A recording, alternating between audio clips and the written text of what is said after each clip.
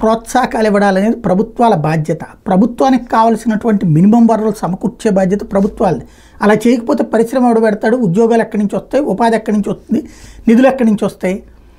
ఇప్పుడు తాజాగా టీజీకో-టీఎంసీ అంటూ సాక్షి ఒకటి హైలైట్ చేసింది. కర్నూలు ఎమ్మెల్యే మంత్రి టీజీ భరత్ కుటుంబానికి తుంగభద్ర నది సమీపంలో 2 ఆల్కలీస్ ఫ్యాక్టరీలు ఉంటాయి. వీటికి వేసవిలో నీటి సమస్య ఉత్పన్నం అవుతుంది. ఫిబ్రవరి, జూన్ మధ్య ఫ్యాక్టరీకి నీటి సరఫరా ఇబ్బందిగా మారింది.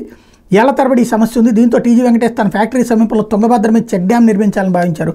కిరణ్ కుమార్ రెడ్డి ప్రభుత్వంలో టీజీ మంత్రిగా ఉన్న సమయంలో తుంగభద్ర మీద చెక్ డ్యాం నిర్మించేందుకు 2013 జూన్ 18న జీవో 56 జారీ చేయించారు. 64.89 కోట్లతో చెక్ డ్యాం నిర్మించి 0.5 టీఎంసీలు నిల్వ చేసేలా నాటి కాంగ్రెస్ ప్రభుత్వం జీవో జారీ చేసింది. ఈ శిలాఫలకాన్ని కూడా కిరణ్ కుమార్ రెడ్డి ఆవిష్కరించారు. ఆ తర్వాత రాష్ట్ర విభజన పరిణామాలతో జీవో కార్యరూపం దాల్చలేదు.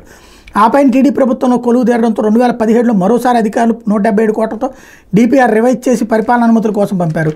అయితే సిడబ్ల్యూసీ అనుమతి, నీటి కేటాయింపుల సమస్య, చెక్ డ్యాం నిర్మిస్తూ ఉత్పన్నమయ్యే ఇబ్బందులతో ఉన్నతాధికారులు ఆ ప్రతిపాదన తిరస్కరించారు. ప్రస్తుతం కూటమి ప్రభుత్వం అధికారంలోకి రావడం, టీజీ భరత్ మంత్రి పదవిలో ఉండటంతో చెక్ డ్యాం నిర్మాణం అంశాన్ని మరోసారి తెరమైకి తెచ్చారు. కర్నూలు మున్సిపల్ కార్పొరేషన్ అధికారులు గత నెల 21 ఇరిగేషన్ ఎస్సీకి లేఖ రాశారు. నగర భవిష్యత్ తాగునీటి అవసరాల కోసం తుంగభద్ర, హంద్రీ మీద చెక్ డ్యాం నిర్మించేందుకు సాంకేతిక అనుమతులు ఇవ్వాలని 12 నెలల్లో దీన్ని పూర్తి చేస్తామని ప్రతిపాదించారు. దీని మీద అదే నెల 27 ఇరిగేషన్ ఎస్సీ తిరిగి కార్పొరేషన్ ఎస్సీకి లేఖ రాశారు. చెక్ డ్యాం నిర్మాణానికి technical committee, central design organisation, engineering research laboratory of water resource department నుంచి అనుకూలతలు ప్రతికూలతలతో సమీపంలో రైల్వే బ్రిడ్జ్ ఉన్నందున ఆ శాఖ నుంచి అభ్యంతరాలు తదితర అంశాలను పరిశీలించి ఫీజిబిలిటీ నివేదిక ఇవ్వాల్సి ఉందని పేర్కొన్నారు. అయితే అభ్యంతరాలను అధిగమించి ప్రభుత్వం నుంచి జీవో జారీ చేయించే పనిలో మంత్రి భరత్ ఉన్నట్టు అధికారులు చర్చించుకుంటున్నారు అని ఉంటుంది. ఇక్కడ సమస్య ఏంటంటే పరిశ్రమలకు కావాల్సినటువంటిది నీళ్ళు ఇవ్వకుండా పరిశ్రమలు ఎట్టా నడపాలి? ఇప్పుడు జగన్ ప్రభుత్వం ఉన్నటువంటి సందర్భంలో పరిశ్రమలకు ఇవ్వలేదా సదుపాయాలు? భూములు తక్కువ రేటుకి ఇవ్వడం దగ్గర నుంచి ఆయా ప్రాంతాలకు నీళ్లు చంద్రబాబు ప్రభుత్వం ఉన్నప్పుడు ఇవ్వలేదా? వాస్తవంగా ఏనాడో ఇచ్చి ఉండాలి.